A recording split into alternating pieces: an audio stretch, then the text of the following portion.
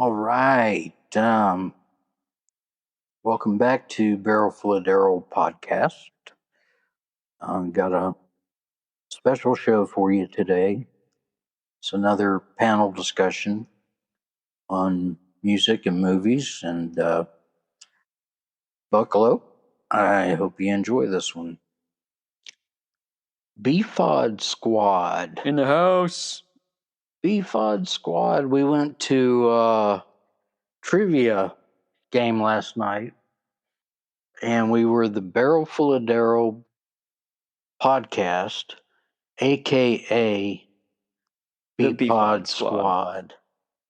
That was great. That was awesome. Second place. We had a good time. Yeah, not bad. Yeah, and we had custom. I'd printed up custom T-shirts, and me and Kenzie and Megan all wore one, and it was just great. We were definitely the only team dressed for the occasion. Yeah, we were. Yep. Big Dog Entertainment. Yeah, shouts to Big Dog Entertainment. Big Dog Shane Entertainment. and Chris at Tracyton Public House. What's his name? Chris. Chris. And Jane. They're awesome. And Jane. Yeah. There. So if you're ever in, what's the name of the little town?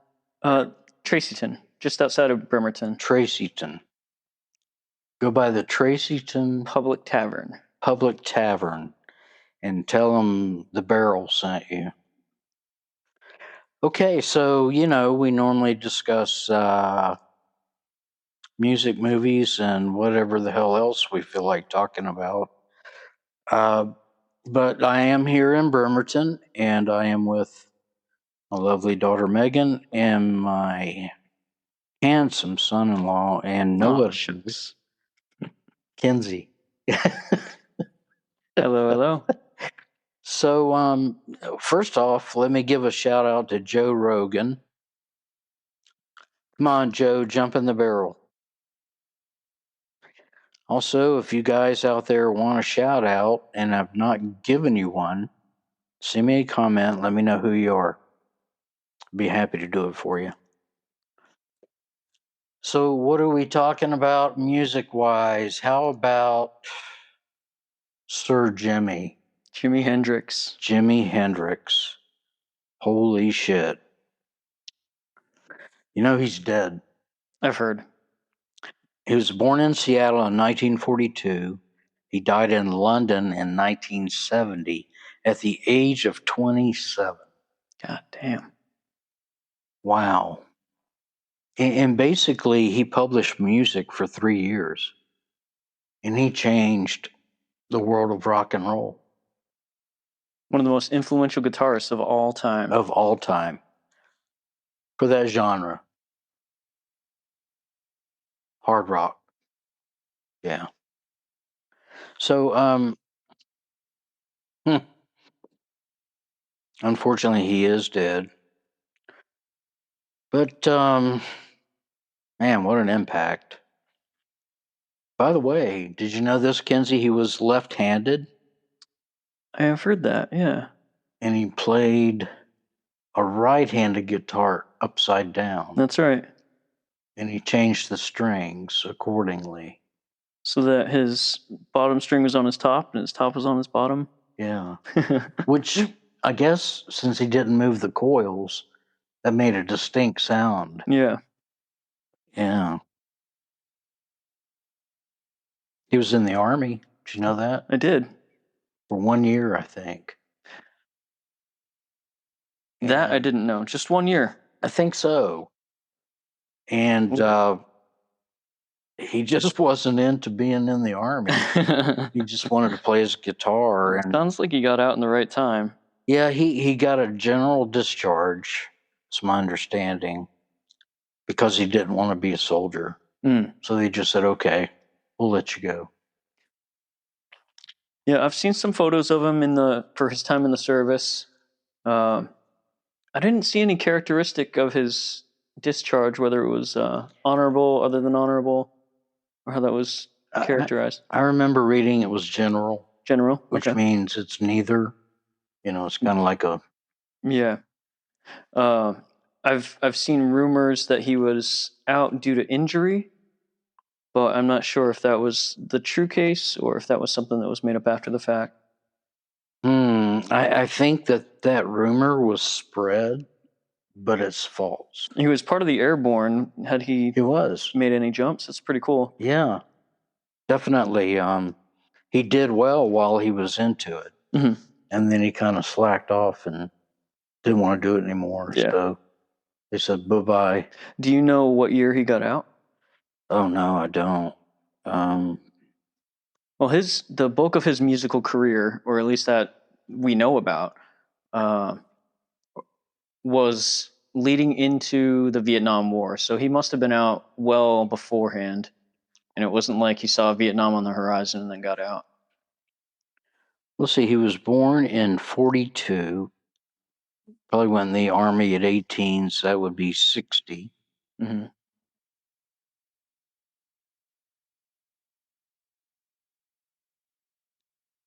I don't know. That could have been right at the start of the Vietnam War, maybe. Vietnam was 69 to 74? Was it? I think so, thereabouts. Well, fuck me.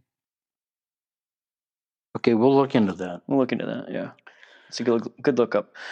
Before his musical career, he worked as a session musician, and he was with, I think, James Brown at one point, the Isley Brothers. There's a whole compilation of his music, and it might even be on a single or a set of albums, with different outtakes and random work from his work with other musicians of the time. Before he became famous. Right. Cutting his teeth, so to speak. Yeah. So his genres are rock, psychedelia, blues, and R&B. Mm-hmm.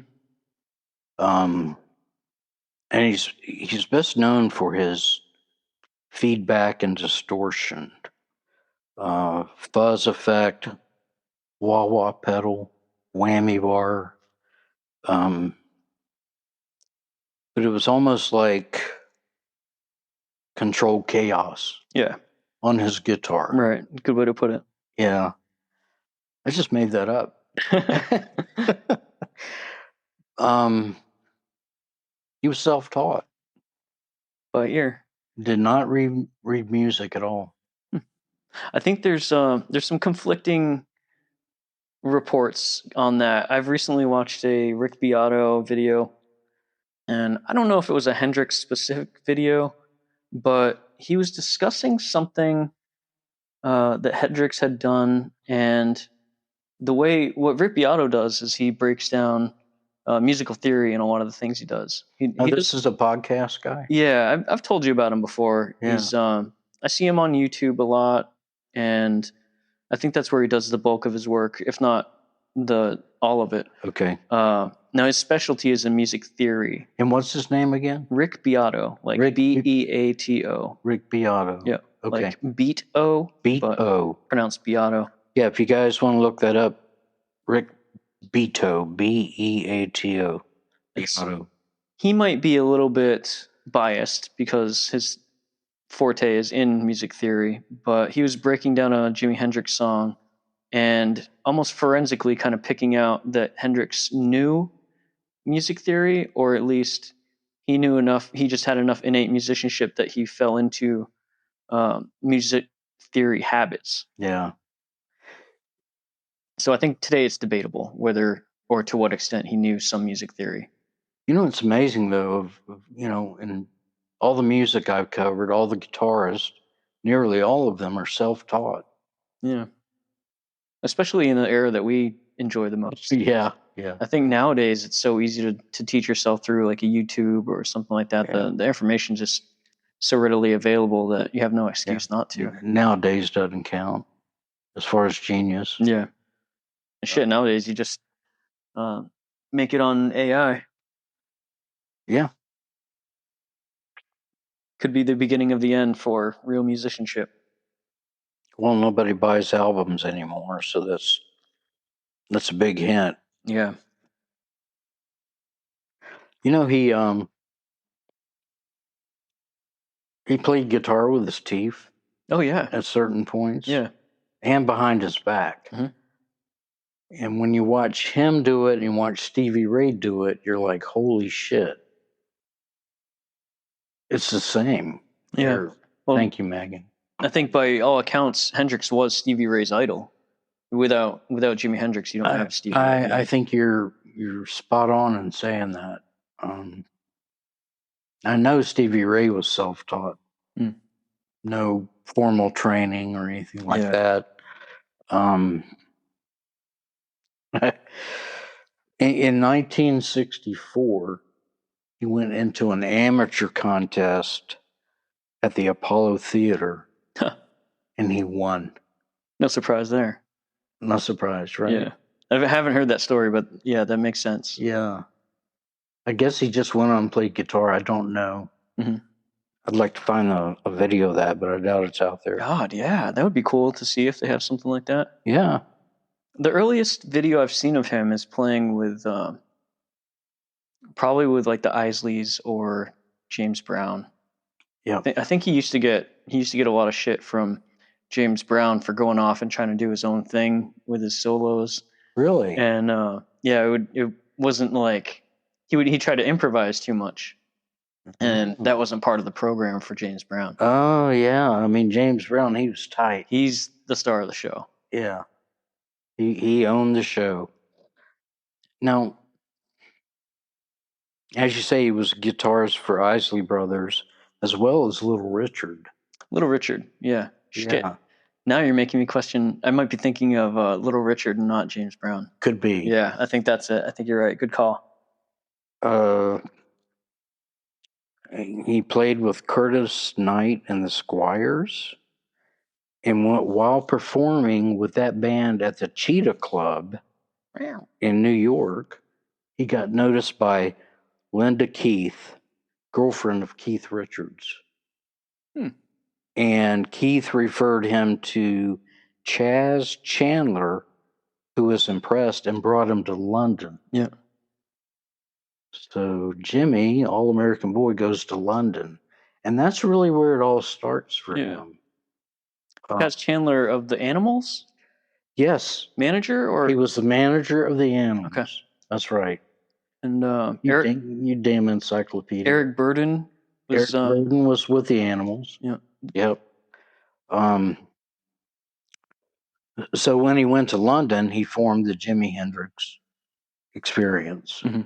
It was a trio. God, I can't remember the names. Jimmy James and the Blue Flames. I know that was one of his early groups. I like that. Yeah. Jimmy James and the Blue Flames. I like that.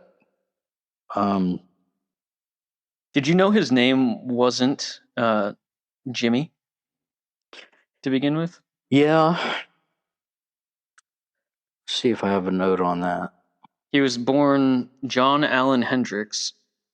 His father renamed him as James Marshall, which no relation to Jim Marshall, the guy, the Amp Man. The Amp Man, yeah, which was Jimi Hendrix's preferred amplifier for his guitar. Right. Crazy coincidence there. After returning from World War II, Hendrix's dad later renamed John Allen Hendrix to James Marshall Hendrix. And so I don't know what age he must have been at that time after World War II. He was still pretty young. I remember reading that, but why did his dad do that? If I recall correctly, there was some question about his sireship, perhaps. Okay. Who was actually his dad. I see. And so that there was no question about it, he renamed him. Okay. Something along those lines. But later on, he adopted the name Jimmy, Jimi. Yeah, and I think that was it might have been Chaz Chandler that prescribed that name to him. Yeah, I think you're right. But so he had Jimmy James and the Blue Flames, and I think one or two other bands of his own after being a session musician and sitting in with other bands. Okay. Now, as you say, Marshall amps. Yeah. He met the Marshall guy, Jim Marshall. Is that his name? Yeah. I don't know that they've met, but I do know that he's quoted as saying that Jimmy was his brand's greatest ambassador. Yeah. And still to this day. And I think I read Jimmy had bought between like 100 and 200 amps, Marshall amps. Mm-hmm. Just because that suited his style. That suited his sound. Yeah. And he also bought hundreds of guitars. Yeah. As well. And pedals as well. One thing I've read is that he would buy a number of pedals, overdrive pedals, all basically the same. But back in the day, the quality control wasn't as carefully controlled as it is today. It wasn't as consistent across the line. So he would go through and try out each of these pedals. Say he bought like 50 at a time, and just junk all the ones that weren't up to his level of quality or his preference. Now, what do you mean by overdrive? That's a pedal that you would essentially, it takes your clean sounding guitar and it dirties it up for you. Gotcha. So it sounds a little more powerful, a little more rock and roll. Gotcha. Okay. I read that on his amps, he would turn each knob all the way to max. And that became what's known as the Hendrix setting. Oh, yeah, I believe it. Just turn everything all the way up to 11. All the fucking way up, right? Yep. It's easy to remember that, at least. Yeah. Yeah, the Marshall amps, I have this note here, were important to the development of his overdriven sound and feedback. He recorded only 3 studio albums. Yes. In his career. And 1 live album? And 1 live album. Mm-hmm. Yeah. That's pretty good production for his time, though. That's about 1 a year. Well, the first 2 were in 1967s. Okay, wow. Both of, Are You Experienced? Mm-hmm. And I can't remember the name of the second one. Axis Bold as Love. Axis Bold as Love. Both released in 1967. Wow. And the third one was released in 68. Jeez. So a lot happened in between those albums, too, because he had Electric Ladyland Studios was constructed. Yep. And he had to get hip with all the equipment to produce, because I think on that third one, I think it was a double album, too, so maybe a little bonus for putting out even more material in a short span of time. Man. But he had to learn how to produce. I think he acted as his own engineer and producer on that one. Really? I think so. Man, that's a heavy load. Yeah. Wow. But he was passionate. So he became big in the UK initially. Mm-hmm. And his first American appearance was at the 1967 Monterey Pop Festival. That was his first. Does that ring true to you? I never have made that connection. I know of the show. It's monumental. But I didn't realize that was his first American venue. If so, it does make sense that he... Yeah. Based on my research. Yeah. That's how it happened. That's awesome. So he literally lit his own fire. Yeah, I mean, it's great you mention that, because I mean, he's just banging away and blowing people away at that concert.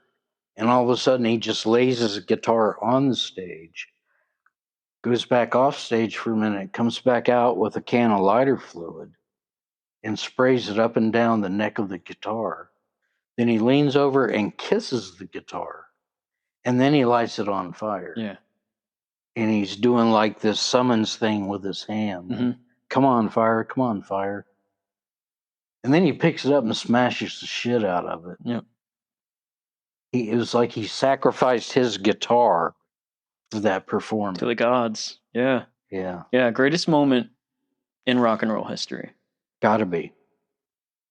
Single greatest moment. You think of Pete Townsend smashing guitars, but taking lighter fluid to your guitar and setting it on fire and then kind of praying to it. Yeah.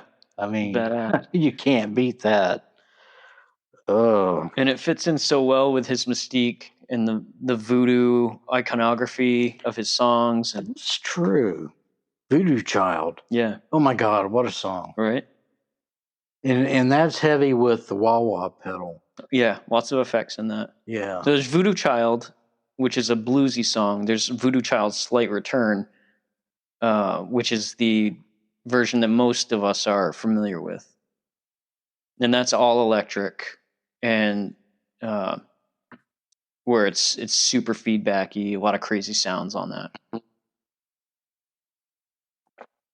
Bhakti Lady as well. Mm-hmm. Got the same stuff on it.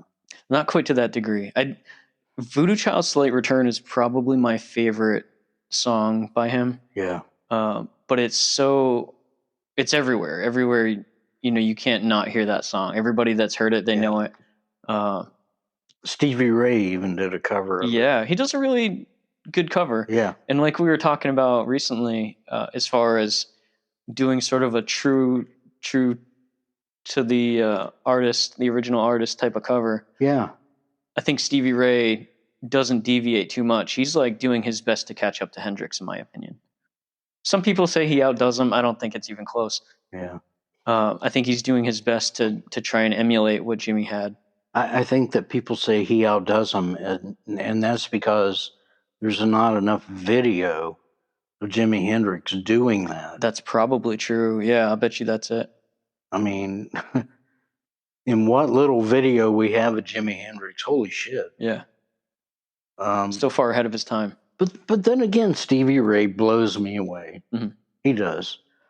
I wouldn't say they're on a par. Okay, let me ask you, have you ever heard the song I Once Had a Woman by Jimi Hendrix? No. I need you to listen to this song and to the listeners out there. We'll put that on the playlist. Let's put it on the playlist. Yeah, give me a couple songs to put on the playlist. Yeah. And that is one of them. I think in an older podcast, you talked about Stevie Ray Vaughan. You singled out Texas Flood. That's on the playlist, right? Yeah.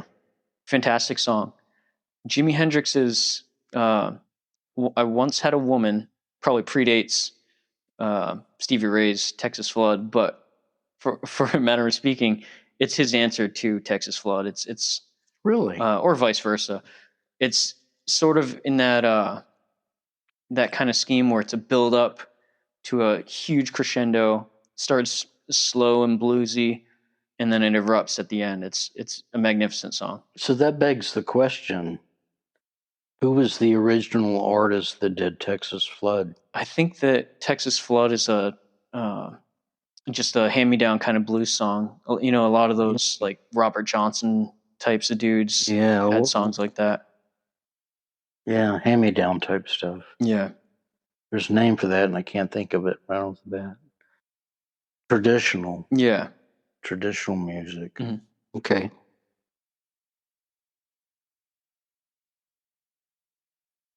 And I think you asked me to speak about this. In 1966, Jimmy was involved in a legal dispute. He had signed a record contract with producer Ed Chaplin for distribution rights to an album of original Jimi Hendrix recordings. And that resulted in the recording of the album Band of Gypsies. Yeah, okay. That was recorded during two live performances. Is that the way you remember it? Yeah, I believe that's true. And I didn't do any research on it before or anything, but I think that it might have occurred during a New Year's Eve show. A what show? One of those nights might have been a New Year's Eve type show. Oh. Not that it has any bearing on anything, but okay. I just always seem to align it with a New Year's Eve type of situation. Well, for that album, Jimmy formed an all-black power trio. Yeah. Including his longtime Army friend, Billy Cox, and drummer Buddy Miles. And concert promoter Bill Graham called these shows the most brilliant, emotional display of virtuoso electric guitar that he had ever heard. It is. Yeah, Have you fantastic. heard the album? Yeah. Yeah, it's fantastic. It's a little bit different flavor than your typical experience, Jimi Hendrix experience. A little more soulful too. You've got is it Buddy Miles that's singing? I mean, Buddy Miles is the drummer, right? Yeah, I forget which guy who's singing. There's one of the other band members is singing, and he does this sort of scat thing in some of the songs, and some people dislike it. I really dig it. Yeah, it's definitely worth a listen, and it's one of his. Geez, you know, it's if you were to say what's his best album, it's Sophie's Choice kind of situation where you really can't pick one. That has so many highlights on that album, but of all the songs on it, I think Machine Gun is the best. Total honesty, I've never listened to it. Oh man! But I guarantee you I will on the airplane ride home. Yeah, yeah, with your headphones on, good choice. You bet. Pop a gummy in. Yeah, pop in a edible and kick back, and you'll enjoy it. And keep in mind, Machine Gun. All this is taking place during Vietnam. Hendrix was said to be pro-Vietnam early on, and later on kind of shifted perspective. And his, I guess you could call it protest song for Vietnam would be Machine Gun. And you'll hear it in the song. He sort of creates this soundscape that's like a battlefield. You have bombs going off and really machine guns going, crying. You know, when he formed this trio to do Band of Gypsies, they were all black, right? Yeah. And oh, by the way, I don't know if you guys know it, but Jimi Hendrix is black. Mixed heritage. Presents as black, though. Yeah. But I understand that he had gotten some pressure from the Black Power guys to form a trio of nothing but black musicians.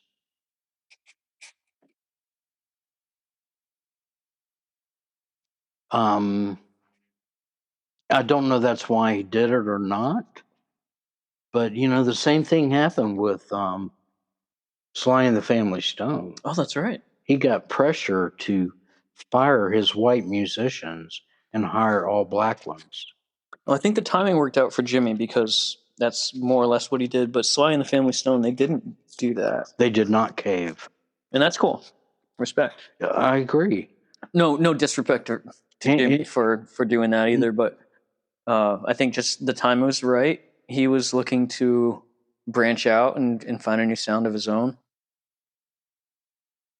And if the album's as good as you say and the critics say, holy shit. Yeah, definitely worth a listen. I'm ready to get a copy. So yeah, put that on your own personal list. I would say put Machine Gun on your playlist. Okay. And the one that I mentioned before, Once I Had a Woman, that was released posthumously. That wasn't on any of the initial albums. Really? He's got troves of work that came out posthumously, and unfortunately, a lot of it's kind of cobbled together by engineers and family members and stuff like that. Yeah. But some of it's just raw, and you've got this album of blues music. It's called Blues, or Jimi Hendrix Blues, something like that, and it's all a compilation of his blues work, and that's cool to listen to as well. But the standout for me is Once I Had a Woman. Okay. And then another posthumous one I really dig that's more in line with his earlier experience work is called Freedom. And that's kind of a more straightforward, traditional Jimi Hendrix type of song. and it's short, but it's got a killer riff, and it's one you don't hear every day. And that one was also released posthumously on. And it's called Freedom. Freedom, simple. Yeah. What album would that be? Called Cry of Love. Okay. And that was, I think, the one that was released just after he died. Mm. Does anybody else here think that Kinsey should be the podcaster? I'll be the correspondent in the field. Kinsey in the barrel. Yeah. Here, something just popped into my head too. Is my buddy, friend of the podcast, Matt Rush. Yep. Shout out. Hi, Matt.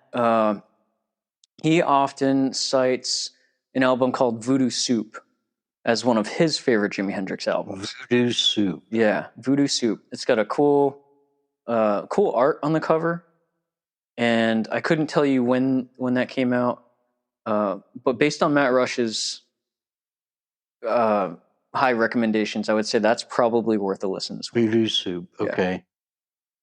So that had to also have been released posthumously. Correct. Okay. God damn. I mean, while he was alive, he did 3 albums, and the world exploded. Yeah. He was at Woodstock, right? That's right. I think he was the last performer on Sunday night at Woodstock, starting at like midnight or something like that. That seems right.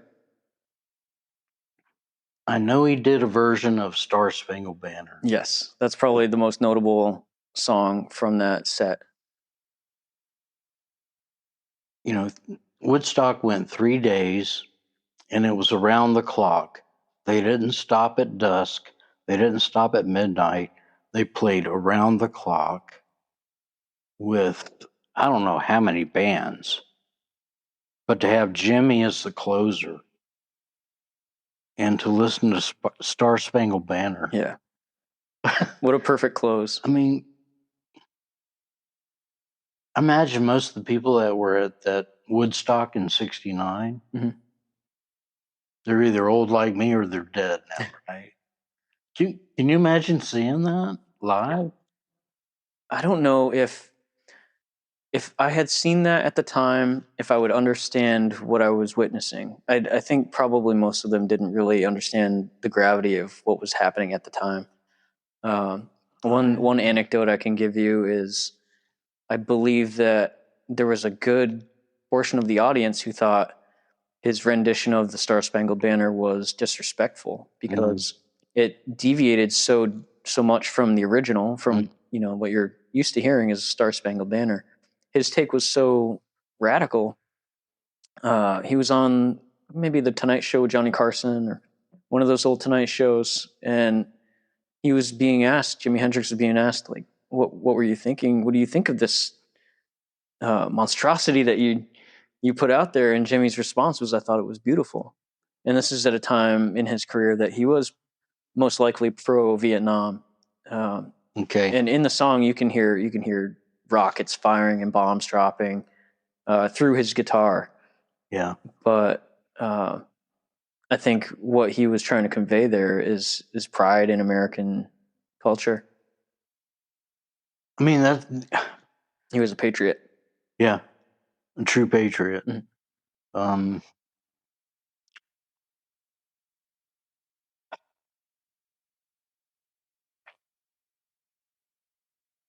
want to go crank it up. Star Spangled Banner. Yeah. Now, is that available on any of his albums? Or is it just like on the Woodstock? I don't know that I've heard it on any Jimi Hendrix album. It's on the Jimi Hendrix, his best of album. It's kind of got like a blue-green cover, Jimi Hendrix Experience. I can't remember the name of it, but it's his best of. It's on there. I'm sure it's in like the box sets. It's also on the Woodstock soundtrack album. Yeah. In there. Show my age here, but Woodstock, that happened in '69, I think. and they made a movie about it, and it was like a 2.5 hour movie, but it hit the box office, and it stayed there for months, That's crazy. a long time. And I think, as you said before, a lot of people are like, these hippie. That's Charlie Daniels lyric, by the way, but I mean, it prevailed, Yeah. and that's part of our time capsule, Right. that got us to where we are today. Yes. 3 albums, 3 studio albums, and he rocked the world. What else you want to say, Kenzie? You mentioned he died at the unfortunate age of 27. Yeah. And that puts him as one of the founding members of the infamous 27 Club. 27 Club, yep. And he's there with good company with Janis Joplin, Jim Morrison, Brian Jones, the Rolling Stones guitarist, Kurt Cobain, Amy Winehouse, and the aforementioned Robert Johnson. Oh my God. Yeah. Robert Johnson, that's another guy that changed the world of music. Yeah. He doesn't really get his due. He does not. So long ago. Yeah. But he echoes throughout Led Zeppelin songs and countless other bluesmen as well. Shit, the Black Keys are still playing Robert Johnson songs. Who? The Black Keys. Are they really? Yeah. A lot of their stuff comes from straight from blues era. Oh my God. Junior Kimbaugh, if you're familiar with him, they did a whole album dedicated to him and his family. Wow. Are you familiar with the band The Dirty Mac? No, but it sounds like something I would like. It, in fact, is something you would like. This is Hendrix adjacent, but in following his death, there was a supergroup formed, very, very short-lived supergroup, The Dirty Mac. One performance consisting of 2 songs. Any idea who was in it? I'll start with Mitch Mitchell, who was the drummer for the Jimi Hendrix Experience. Okay. In addition to him was the Keith Richards on bass. Keith Richards. Bass, not guitar. On bass. Yep. And throw out a guess for who the guitarist was. We've said his name already. Eric. Not Eric Clapton. That's right. Lead guitar was Eric Clapton. And it's called The Dirty Mac. Yes. Before I give you the singer, let me tell you what the songs' names are and see if you can figure out who the singer is. Song number 1 was called Year Blues. That's the Beatles. Y-E-R Blues. All right. That's clue number 1. Clue number 2. Whole Lot of Yoko. You almost just spit your whiskey out. Name that singer. John Lennon. Yes, sir. It's on video too. You can watch the performance. The Dirty Mac. That's worth a look up. Oh my God. Yep. Clapton and John Lennon? Yeah. Dirty Mac. Clapton, Lennon, Keith Richards, Mitch Mitchell on drums. Oh my God. Kenzie, you never cease to amaze me. Hey, I find some good stuff. That I just learned. This is not something that I had already known, but I was excited to share it with you. But is there video of this? There's video, yeah. On YouTube? You can look that up on YouTube right now. Oh, fuck me. Yep. So I implore you, good sir. Let's see, what else can I say? Joe Rogan, the Joe Rogan podcast, a esteemed member of our listening cadre. Yeah. I wish. Do you know what his podcast is actually called? The Joe Rogan Experience. Yep, in tribute to Jimi Hendrix. On the podcast, at one time I heard him talk about a theory about Hendrix's death. Have you heard any crazy theories? Yeah, I have. I think this has been dispelled since, but it was written about, if I'm not mistaken, by one of Jimi Hendrix's roadies, so consider the source.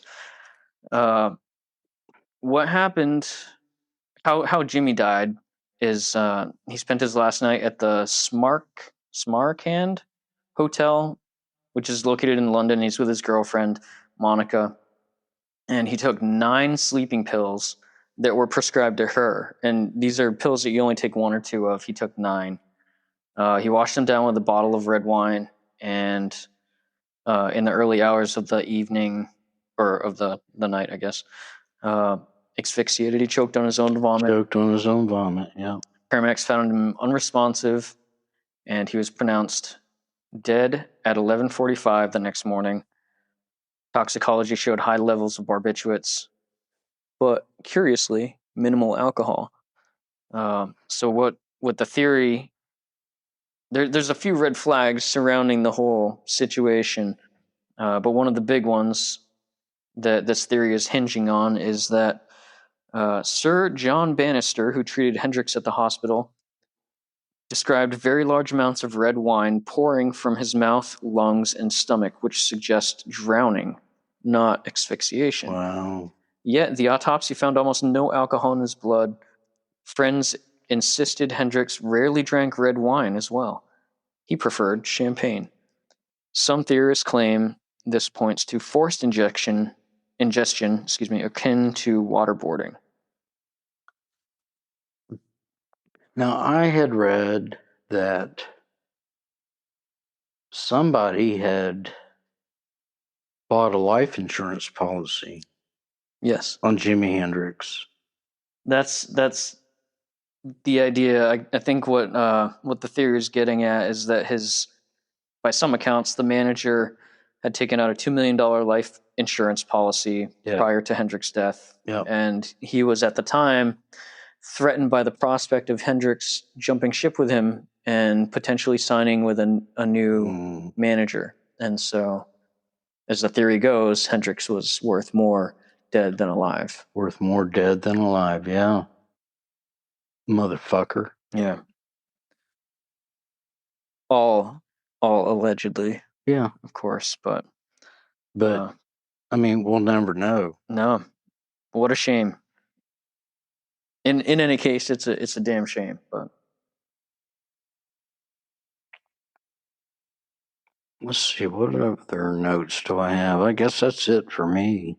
Okay. Well, Hendrix is now buried just outside of Seattle, Washington. Here we are in just outside of Seattle. Yeah, we're in Bremerton, right across Puget Sound. Yeah, so we're west of Seattle. Hendrix is in he's in Renton, Washington, at a place called the Greenwood Memorial Park. He's got some other family members in there, and this is south of Seattle, south of Bremerton, down around Tacoma, Washington. It's a place that's open to the public, and it sees about 100,000 visitors every year. It's a beautiful memorial featuring a metal sculpture of Jimmy's trademark upside-down Fender Stratocaster, and engraved in stone portraits of Hendrix with 2 select quotes in Hendrix's own handwriting. One of the quotes is from the song Straight Ahead, and it reads, "Woman and child, man and wife, the best love to have is the love of life." Thought for the day. The second one is said to be the last thing that Jimi Hendrix ever wrote down the night that he died. And you can see this. I don't know if it's at the EMP, but you can look it up at least. It's a note, and it reads, "The story of life is quicker than the wink of an eye. The story of love is hello and goodbye. Until we meet again." Wow. That's heavy. Yeah, gives you goosebumps. Let me add that, was it last Friday? Me and you and Megan went to the, what is now known as the MOPA Mopop. Yeah. Museum. It used to be called EMP. What did that stand for? So that was the Experience Music Project, and this. Well, let me jump back a second. The memorial, the Greenwood Memorial Park, which is located in Renton, Washington. That's a little bit out of the way for anybody in the audience that might be considering a trip to Washington or Seattle in particular. I wouldn't necessarily recommend a trip to Hendrix Memorial because it's out of the way and kind of a pain to get to if you're just in town for let's say a weekend or something. Unless you're here to make the pilgrimage and burn your guitar on his altar. But in lieu of that, I would say when you come to Seattle, you got to do at least three things. You come to Pike's Place Market. Number two, you got to take the monorail from downtown Seattle, which we did, and you got to see the Space Needle. Not necessarily go up the Space Needle because it's $50 for the elevator ride. Yeah. Instead, you save your money and you buy a ticket to the Experience Music Project, which is now known as the Mopop Museum. And that stands for Museum of Popular Culture. Mopop. It's basically, from what I gathered after walking through it for 2 hours, it's basically a Jimi Hendrix museum.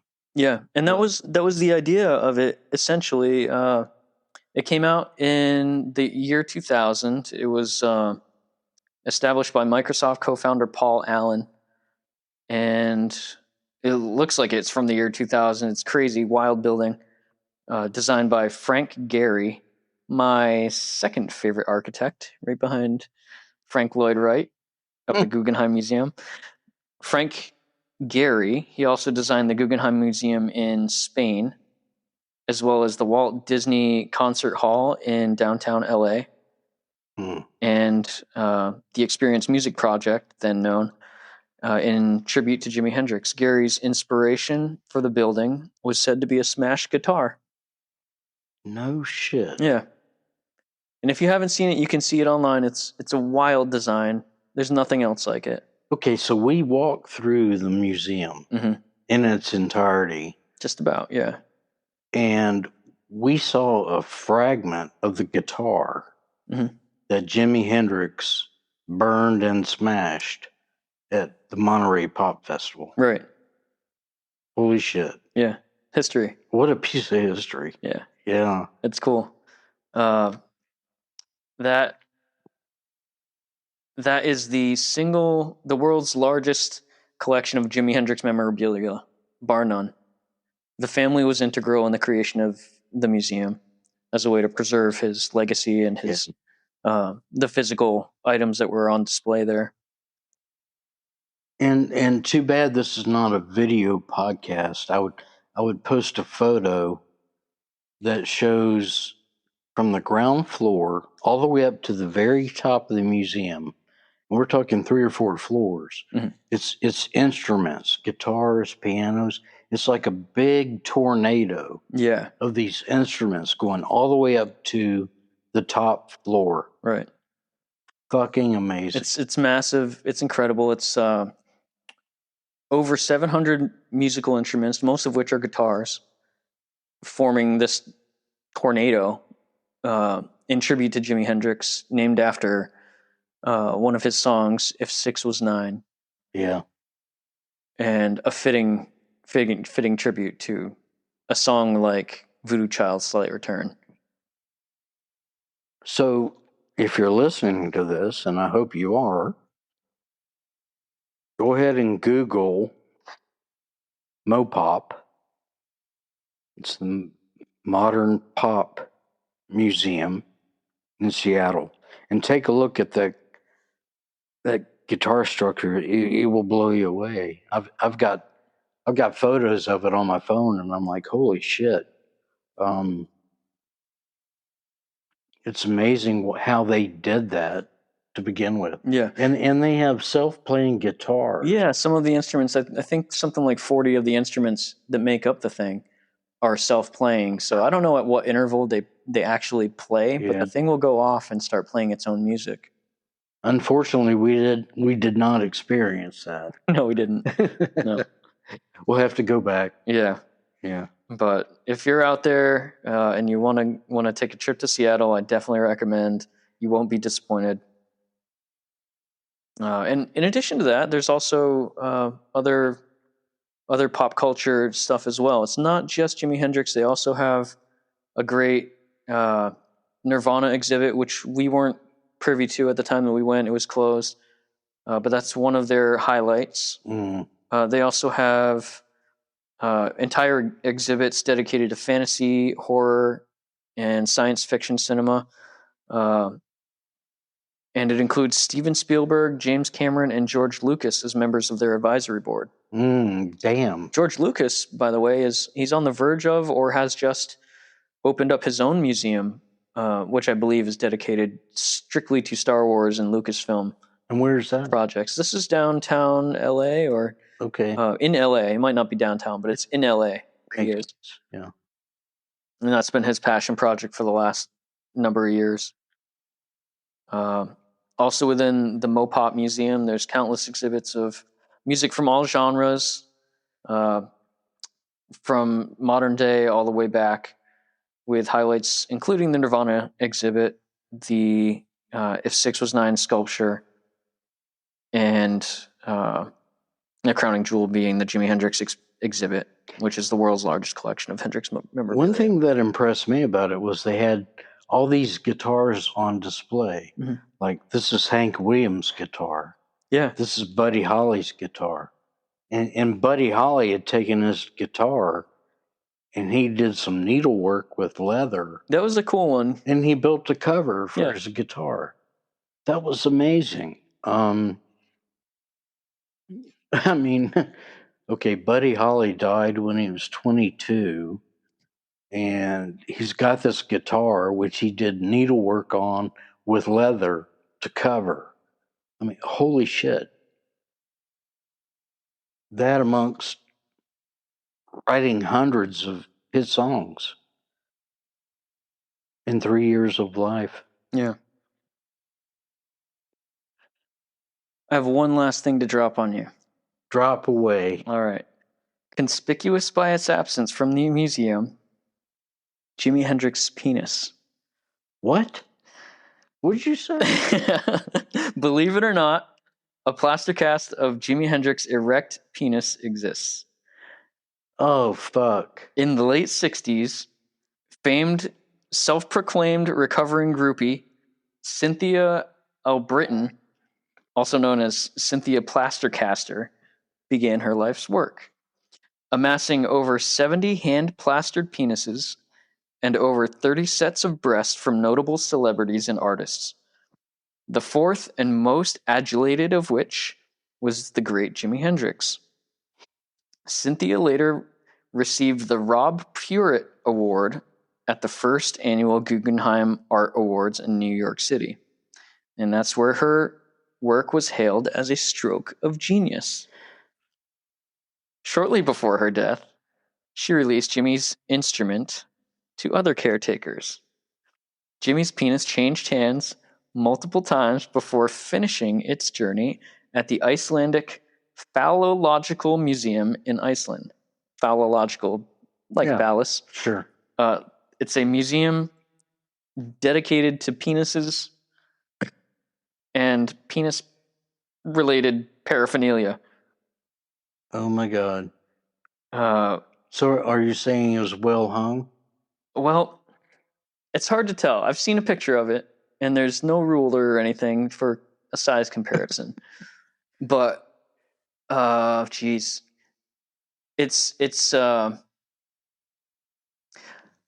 Geez, how do you describe it? I would say it's more like a stack of $10 worth of quarters than a stack of $10 worth of dimes.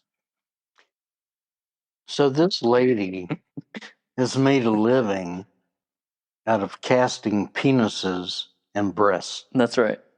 That's her claim to fame, her life's work. Why am I doing a podcast? You could be doing something else entirely.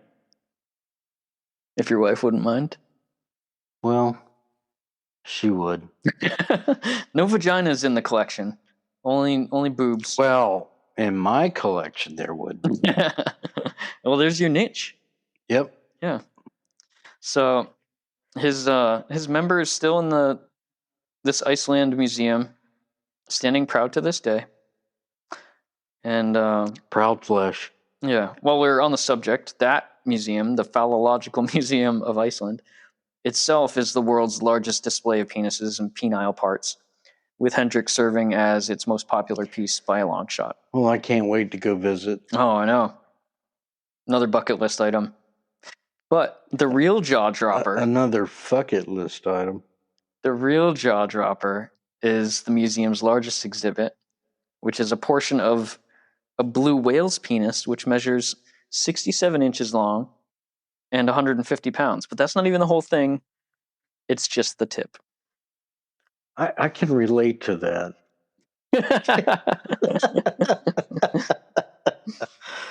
Oh, my God. Oh, what else you got, buddy? That's it, sir. Man. That's all I got. What a great discussion. Yeah. Shit, I'm going to miss you. I'm going to miss you too. I'll fly back tomorrow. Yeah, it's been a fun trip. Yeah, it flies by when I'm here. Always does. Time just dissolves, but love it. Thanks for having me. Of course. My pleasure. Yeah. And you're part of the BFOD squad. The BFOD squad. Remember that, guys. You, as my constant listeners, are the BFOD squad. Please don't forget to interact with the podcast in any way that you can. Comment, criticize, like, subscribe, and share to keep the barrel rolling. Let's keep the barrel rolling. I think the whiskey's kicking in, so I'm going to... Let's start a fire and light up a cigar. Yeah, we're going to go smoke a cigar, have a Cuban. But you guys stick around. We'll be back soon to discuss the movie portion of the show. And now, a word from our sponsor. Cletus Clay. You in there? Come on, open up. Come on, Doc McDonald out here. Now, you told me to come by today and take a look at that dead body. What the hell? Come on. Come on, open up. Where the hell are you, you sumbitch? Ah, shit. Okay. And we're back. Let's talk about a movie. Oh, firstly, I'm still in Bremerton, and I'm still enjoying the company of my beautiful daughter, Megan, and my handsome son-in-law, Kinsey. Hi, guys. Hello. Greetings, Earthlings. Yeah, I'm back in Bremerton. It's wonderful. Loving every minute of it. So today's movie, we will discuss Pineapple Express. And this is a movie that Megan knows line by line. She's kind of the local guru on it. And you guys know Kenzie, he's a walking encyclopedia. So, and we watched this movie again over the weekend. And had a laugh riot going on. It's basically a stoner movie, released in 2008. And it stars Seth Rogen, James Franco, Danny McBride, Gary Cole, and Rosie Perez. I guess firstly, let's discuss what is Pineapple Express, guys. Pineapple Express, you might know it better as a strain of marijuana. It was a movie that came out as a follow-up to Superbad and Knocked Up by the team of Seth Rogen and Judd Apatow. Yeah. They opened that movie up August 2008. Yep. And that was opposite The Dark Knight. So that came out to $23 million for Pineapple Express for their opening domestic box office, compared to Dark Knight's $87 million. Oh my gosh. So it kind of got buried, but developed a loyal following in the years to come. And again, Pineapple Express in this movie is a strain of marijuana. Mhm. And it still is. I mean, Mhm. did the name for the strain come after the movie? This is one where life imitated art, and it inspired the strain in real life. Awesome. Okay. So in this movie, Seth Rogen is a constantly stoned process server. And Franco is his immediate dealer, his first-hand dealer. Danny McBride deals to James Franco. So the Pineapple Express is it's a new arrival in the movie, and it's limited. And Gary Cole is the drug lord that brings it in and sells it to Danny McBride, who in turn sells it to James Franco. And then Seth Rogen visits and thoroughly enjoys the Pineapple Express. There's a scene where James Franco is talking about if this one had a baby with that one, and that one had those two babies met and fucked, then we would Pineapple Express. Right? Yeah. Just go ahead and say James Franco, he kills it in this movie. Just perfect stonership in his acting. Yeah. Yeah. So Seth Rogen goes and gets the Pineapple Express from James Franco, his dealer. And want to say anything about that scene, or you want to just cover the story arc? I think for me, it's the highlight of the whole movie is the scene or two that they have in the apartment. They're so good. Where it's pure interplay between Seth Rogen and James Franco.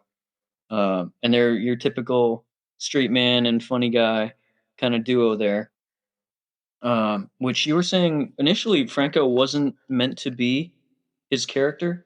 Yeah, it was written for, I think Seth Rogen wrote him for himself, but then he realized James Franco would be funnier. Yeah, that was and I can't even see it the other way. Franco makes the movie. Yeah, for sure. I mean, Seth Rogen, just his acting nature, he's manic, right?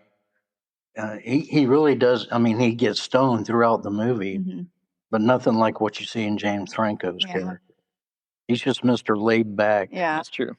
Surfer dude type. Not that he surfs, but chill. Kind of a Jeff Spicoli. Yeah. Laid back, oblivious, full stoner. Yeah. Yeah, that's right. There's two main scenes in Franco's apartment. When he's getting there and buying some weed, and then they smoke the cross joint, which Seth Rogen rolled all the joints and cross joints himself in this movie. Wow. And that's pretty impressive. Yeah. And then the second scene where Dale comes back, which we'll get to. Yeah. So he does. Seth Rogen buys the Pineapple Express and goes on his way, and he's got a process to serve to Gary Cole, who was the drug lord. Ted Jones. And he didn't really know that at the time.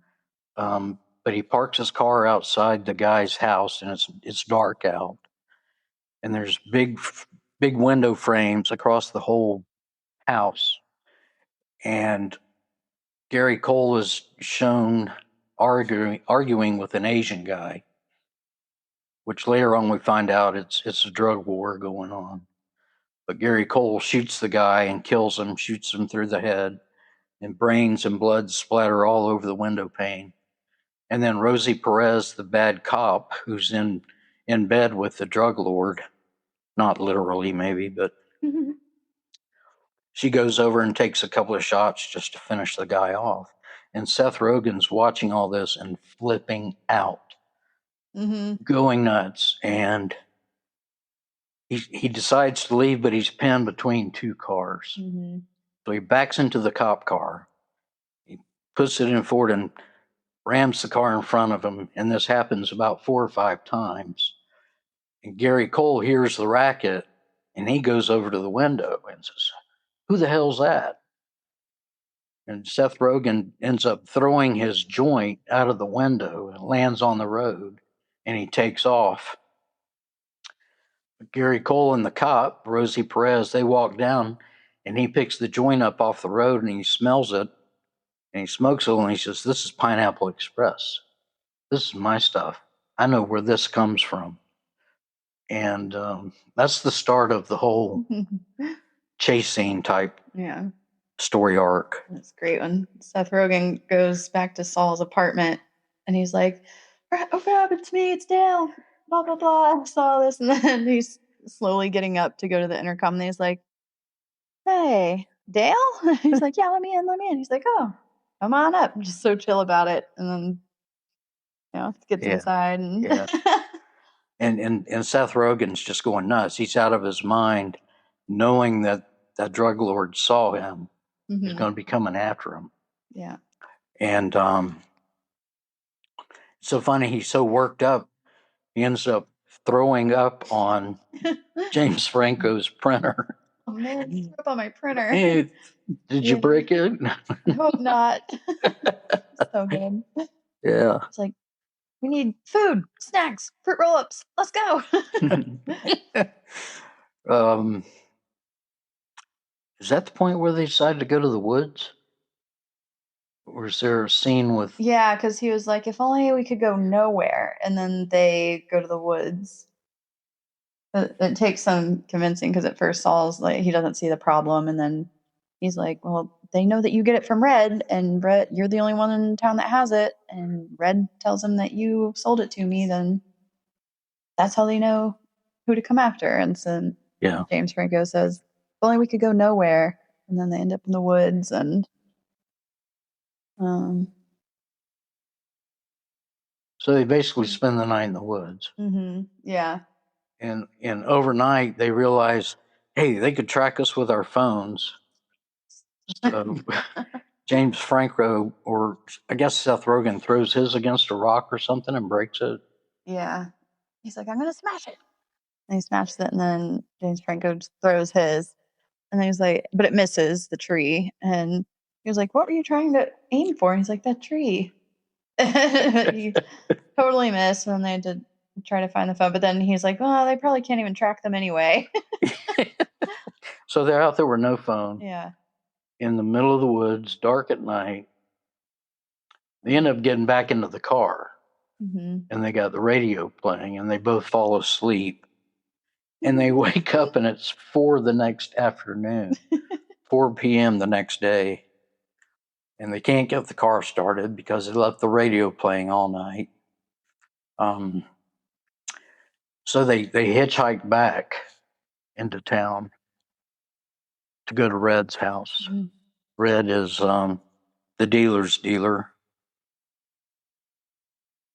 And that whole fight scene is one of the best scenes. It's so funny. That whole next scene when they go into Red's house. Pure gold. It is pure comic gold. It's about a 10-minute scene where they're just fighting each other. So good. When they get there, Danny McBride, Red, is baking a cake for his cat's birthday. His cat died 3 months ago. Yeah. So he's baking a cake for its birthday. And then later on in the fight scene, it's pretty funny because then you see a litter box that's still full of cat poop 3 months after it died. It's still there. You see it because Seth Rogen gets thrown into it. Yep. Face He's first. sitting there with his face first in a dirty litter box. Red also mentions his wife. And so the whole scene, as it plays out, I'm kind of like waiting for his wife to show up. But then later on in the movie, you find out she's in jail this whole time. Yeah. Oh, it's so funny. It's hard to describe that scene. There's no way we could do it justice. But they do fight a lot, and excuse me. Red ends up. They finally tackle Red, and I guess he gets knocked. Yeah, he pushes his head through the wall after crushing his skull with a bong. Yeah. So an ashtray got thrown and hit Seth Rogen in the head. A bong got broken across Danny McBride's head. But it was supposed to be a fake one, but it wasn't. It was real glass with water in it. Really? Yeah, it was supposed to be a fake one, so it got a little bit hurt. That looked very painful. Yeah. That's crazy. So he got mildly injured. That thing shattered. Yeah. Like a prop. Yeah. Yeah. Wow. But finally, Seth Rogen says, "This is over." Isn't that what he says? Or this ends now. This ends now. He trots him across the room, holding on to his, I guess, his collar and his butt or whatever, and he rams his head through the wall. Perfect hole in the wall, by the way. And that knocks Danny McBride out, Red. And he wakes up and they've got him duct taped to a chair. And it's the funniest duct tape job I've ever seen. Even like tied a little knot on him with duct tape. Yeah. Barely taped his fingers down. They finally get it out of him that he had told the Gary Cole character, the drug lord, Ted, his henchman, had told his henchmen, two funny guys,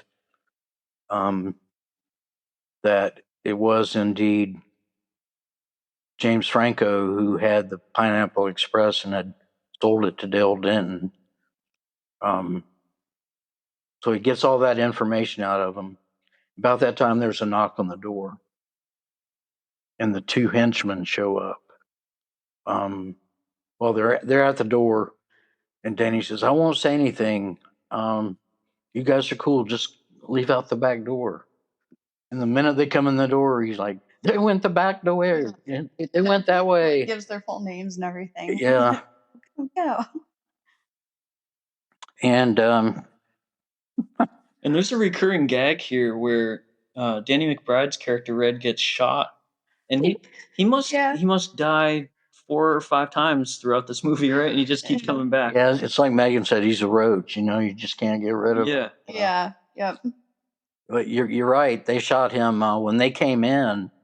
The goons come in, and the stoners are gone. They've fled, and they end up shooting McBride twice, I think. Yeah. Or maybe just once in the stomach. I think it is twice. But so now Dale, Seth Rogen, and James Franco, what's his name? Character name? Saul. Yeah. They're on the run. And they've got no money because they're talking about catching a bus going out of town, but they have no money. And they decide to sell some of them. I guess it's the Pineapple Express still. Yeah. Yeah. To some school kids. Yeah. That they see on the playground. Which they do. These little kids, they're little tough boogers. Yeah. Little assholes. But then a school cop sees that the kids are going back to the playground, stoned as hell, and arrests Seth Rogen. And in the meantime, James Franco has gone to buy snacks, slushies, and I don't know, burritos? Something from a gas station. Burritos and celebratory slushies. Celebratory slushies. Yeah. Gas station hot dogs, maybe? Yeah. But so Seth Rogen gets thrown in the back of the car, and Saul, James Franco, he sees this from a distance. He's like, oh shit, what am I going to do? In the meanwhile, Seth Rogen has talked to the lady cop and convinces her what's going on, that the drug lord had killed an Asian guy and there was a female cop involved in it as well. So she believes there's his story, and she says, I'm going to take care of this. I'm going to get to the bottom of this. So she starts driving away, and she's looking back and talking to Seth and doesn't see James Franco standing in the middle of the road. Mm-hmm. Runs him over, slushy all over the windshield. And then she gets out of the car to go after James Franco, and he creeps around the back of the car and gets in the driver's seat, and they take off. But they also see that the female murder cop, Rosie Perez, is in a police car behind them, and it's a chase scene. And Franco can't see through the windshield because of all the slushy. So he goes to kick the windshield out. Instead, he makes a hole in the windshield that his leg's sticking out of. His leg hole. And that's what he uses to steer the car. But the female cop, she ends up crashing out. Yeah. She hits a parked car, and her car flips over. So they get away again. What's next, Megan? Then they go to Dale's girlfriend's house. Yeah. And he's late for dinner. He had forgotten about the dinner that he was invited to at his girlfriend's house, his high school senior girlfriend. And he goes there to warn them. Yeah. Because they know his full name, Dale Denton. Mm-hmm. And they would know where he lives, and they would find her information there as well. So he goes to the family dinner. He's been out in the woods all night. He's covered in dirt. Mm-hmm. Just looks like hell. And the father instantly hates him. But they got a real nice dinner spread out. But Seth tells him what's going on. The father says, that's it. I've had it. I'm going to go get my gun. Yeah. And he comes back down the stairs with a gun. And by that time, James Franco has entered the house. God, am I talking in circles here? No. Yes. Then Saul comes in the house, and then Dale's girlfriend freaks out, and she stabs him with a fork. And at this point, the dad's come back downstairs with the gun and starts shooting, and shoots the cabinet. And then he's like, we're getting out of here. Let's go. Get in the car. And then Saul and Dale climb in the car, and he's like, not you two. Get out of here. And so, yeah, Dale gives them directions to go to whatever hotel under the name Garagely. Yeah, they were sitting in the garage. Yeah. So he says, just, book it under the name Garagely. Yeah, so that he know how to find them and update them and stuff. And they do. They take off, and they go to the hotel. And let's see, Seth Rogen and James Franco, they're... Oh, one thing we didn't mention about the fight with Red is Red stepped right on his groin. Stepped right on Franco's groin. Yeah, he was stomping on it. And later, after they left the girlfriend's house, they're talking. He says, well, we don't have any money to get a bus. And, Franco's carrying around this sack that's got the marijuana in it. And yeah, he says something like, how do we make money or something? And Seth Rogen says, well, what about your sack? Yeah. He says, oh, it hurts so bad. I think I popped one. Funny. Then they get separated. They have a fight, right? and they separate. Yeah, they have a fight after the day. I thought it was after he went to the nursing home to take care of his grandma, or was it before that? It was after. It was before that because they fight behind the building after the car chase. And then they go their separate ways, and James goes and he eats a burger while he's sobbing on the playset swings. Yeah. And Seth Rogen, he makes a phone call from a payphone to the garage Lees holed up in the hotel and reunites almost with his girlfriend. And then immediately 180s on that decision. Who is Amber Heard, by the way, so good call. Yeah. She said, I want us to get married. And I mean, he's sobbing and crying and trying to make up with her.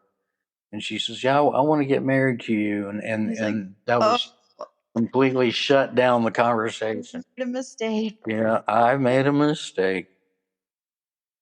Why would somebody like you want to marry somebody like me? It's like, you are naive and immature. The fact that you would get back with me.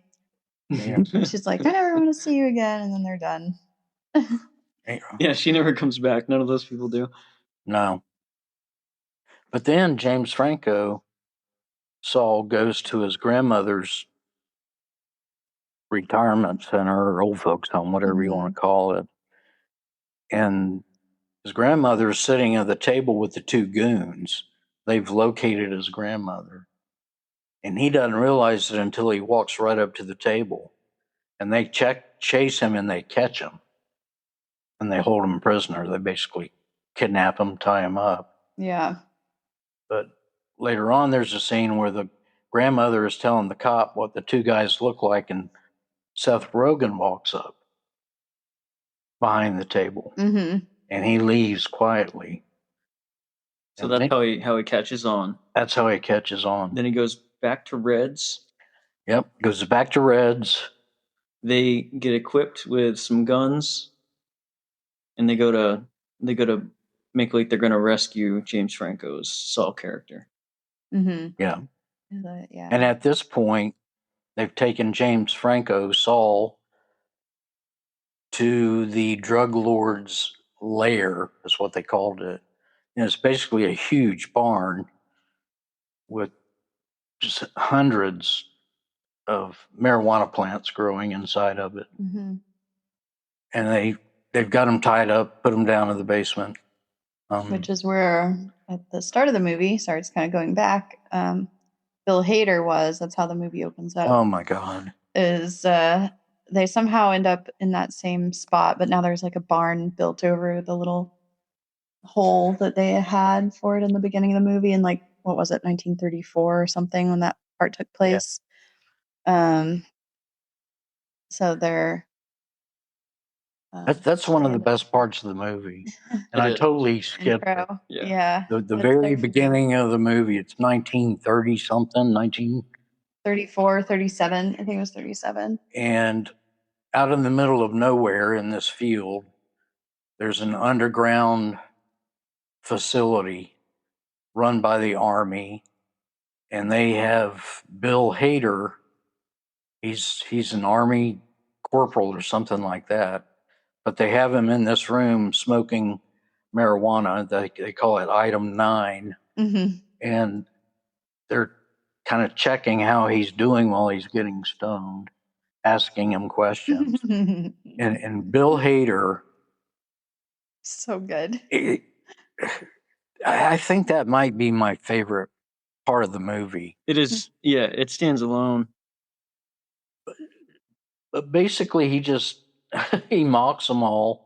He's stoned out of his gills. They ask him, what do you feel like? He says, I feel like a little tiny piece of butter melting on a big stack of flapjacks. And, so funny. And it goes downhill from there. Mm-hmm. But the Army general, he sees all this and he gets on the phone and he says, Item 9, it's illegal. And that's when it goes into the movie. Mm-hmm. It's a crazy opening scene, and it's completely different from the rest of the movie. It works all by itself, And it's filmed differently too. It's all black and white. It's more cinematic, as opposed to the rest of the movie. I wouldn't be surprised if it was directed by another person. It's funny. He's sitting there and his roach has gone out. Mm. He says, "Can somebody come in and light me up?" And this guy walks in. He's wearing a deep sea scuba diving outfit with a big copper bell head and everything. Yeah. And flicks a lighter, and of course Bill Hader thinks he's an alien. That's a great scene. But yeah, going back to what Megan was saying, this is apparently the same underground bunker. Yeah, and I think that's the only connection is you see that diving suit kind of hung up when Saul and what's Seth's character's name? Dale. Saul and Dale when they're holed up down there. Yeah. In the bunker. The only way that I recognized it was because of that diving suit still hanging up. I recognized it from the little room they were in. I didn't notice the diving suit. I'll have to pay attention to that next time. Other than that, they don't really make a mention of how the two are connected. Why does it become this like farmers grow up when it used to be an underground like military research facility? Yeah. But they have James Franco, Saul. They have him tied up in a room, locked away in a room in this basement. And in the meanwhile, Seth Rogen is talking Red into coming with him to rescue James Franco, Saul. And he finally talks him into it. And arm themselves. I guess Red had a stash of like assault rifles and pistols, and so they armed themselves. And a little tiny one, he said, it's one he used when he was a prostitute. Yeah, a little tiny pocket-sized handgun. Because I used this when I was a prostitute. So they end up driving out to the lair. Lord knows how they knew where it was, but they get out of the car and they're walking up toward the barn, and Red chickens out. He says, "I can't do it," and he leaves in the car. So Seth, Dale, goes in by himself, and of course they catch him right away. They tie him up and throw him in the same room with James Franco, Saul. And that's so funny. The scene where they try to untie each other. It's almost... I'm going to save you, man. It's almost like a gay sex episode. Yeah, it's typical Rogan Apatow writing. Yeah. Yeah. But they finally break free, right? Yep. And finishes him off with his mouth. At this point, the Asian drug gang has decided to storm the lair, storm the barn, and kill everybody in there. And they do a pretty good job of that. And Franco and Seth Rogen, they do a lot of fighting, they do a lot of shooting, and they eventually get out of the barn. But one of the Asian guys has this bomb in a suitcase, and he throws it at Seth Rogen and I guess the drug lord. And they see it's a bomb, and they're like, "Oh shit!" And Seth Rogen jumps into a dumpster, and when the bomb goes off, he's protected. But it knocks James Franco out, and Seth Rogen goes up and picks him up and carries him out. Red had come back at that point. He falls out of the burning. There was a big fight car. scene with Saul and the lady cop, which actually I think I read that most of that was improvised. Their whole fight scene. Really? Yeah, and then he kind of takes her out, and then Craig Robinson, that's his name, I think. One of the goons. Yeah, he was about to shoot Saul, and then that's when Danny McBride, Red, comes driving through the barn and hits him. Crashes through the barn door and hits him and kills him. Yeah. Yep. And he's like, "You got killed by a Daewoo." He's got a Daewoo car. Yeah, Daewoo Lorraine. Something like that. Something like that. It was supposed to be a different kind of car. I think it was some sort of Ford, but then they didn't want the association. So they pulled out, but then they ultimately thought it was funnier. The name of the car. I mean, who the hell drives a Daewoo car? Yeah. I didn't even know they had vehicles. Yeah. But so the barn blows up and Steph and James Franco, Dale and Saul are out in the field near the barn, and Seth finally rouses James Franco's character, gets him to snap out of it, wake up, and next thing you see, Red is crawling across the ground, coming at them, and we're coming toward them, not coming at them. Coming out of the burning barn. Yeah, he's still alive. He got in the barn. He got shot with a machine gun, and still he lived. Mm-hmm. And they see him coming, crawling toward them, and they all grab each other and hug each other. And then the next scene shows them in a breakfast diner. Mm-hmm. And that was all improvised.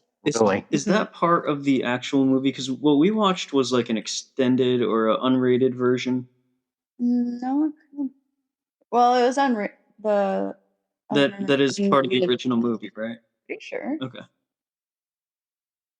That's a cute little scene. Yeah. You know, they're all making up with each other. They're all best buddies, bros before hoes. Yeah. Yeah. You keep saying bros before hoes, but they're the hoes are not the issue here. Yeah. So they all make up, and Red almost dies another time. Yeah, he falls asleep at the table. Yeah. And they're like, he says, "Am I really stoned, or am I just running out of blood? Because I feel really sleepy." I guess that's the end of the movie. That's about it. Yeah. Anything you want to add, Moo? No, it's great. It's one of my favorites. One of those that I have to rewatch every so often. It's really good. So the soundtrack, I'll list some of the people on the soundtrack for this movie. Because after we were watching that, we were rocking out to Electric Avenue by Eddie Grant. Yeah. That's an earworm. You can't get that out of your head once you hear it. Everything else they have on the soundtrack, they have Everybody Wang Chung Tonight. Oh, yeah. Or I guess Everybody Have Fun Tonight by Wang Chung. Right. Huey Lewis, I didn't hear this in the movie, but they wrote a song called Pineapple Express Slideshow expressly for the movie. Huey Lewis and the News. I don't recall hearing it. Me neither, but it's out there, and I saw the music video for it. Also on the soundtrack are your stoner mainstays like Cypress Hill, Bob Marley, Peter Tosh, and Bone Thugs and Harmony. So they had a sequel that they had sort of in the ideation stage, never made it out, but there's trace elements of it in Seth Rogen's later movie, This Is the End. There's a scene where they act out basically what they had envisioned for a sequel. And there's also a April Fool's Day joke trailer that they put out there, and it includes footage from This Is the End, and basically represents what they were going for. And I guess the reason why they didn't actually come to fruition with it was just down to money. They made the initial one, Pineapple Express, on about $25 million budget. And they wanted $40 million. For the sequel, they wanted $50 million, and the studio wasn't ready to pony up that kind of money. Yeah. So it died. Yeah. Okay, so that's Pineapple Express, everybody. It, like so many of the other movies we discuss, you can't do it justice in a podcast. But we try to give you as much information to make you interested in watching it yourself. It's truly hilarious. It's got a big cult following now. We think you should watch it, don't we? Yeah. Absolutely. Yeah. And remember, safety first, then teamwork. Yeah. That's one of the lines in the movie. Red, they're on the phone with Red, and Red stubs his toe. Saul says, be careful, man. Wear shoes. Safety first, then teamwork. Yeah. Classic. So and that just kind of sets the character for him. Yeah. That's near the beginning. Yeah. All right, guys. I guess that's it for the movie.